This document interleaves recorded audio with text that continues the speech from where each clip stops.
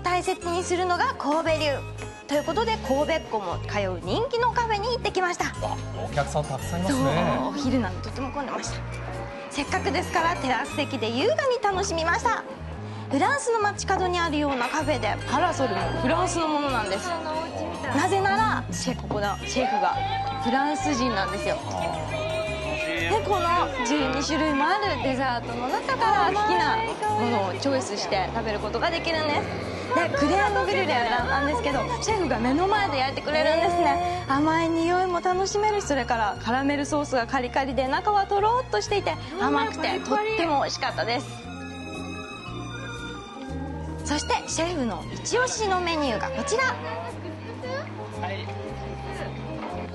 クスクスという粒のパスタに野菜スープをかけた一品なんです。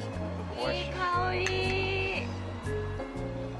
具沢山でとっても贅沢でした。本当にクスクスもともと北アフリカの料理ですけども、今フランスですとっても人気の料理ですよ。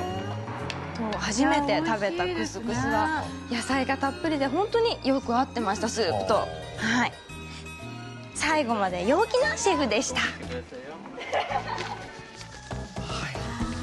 いやどこを切り取ってもおしゃれですね。そうですね。ちょっとワンランク上の雰囲気があるんですね、神戸ってね。本当とにかくおしゃれで、街灯だったりあと道路一つとっても本当にセンスがあって、ここ日本だっけなって考えるくらい本当綺麗な街で素敵な街でした。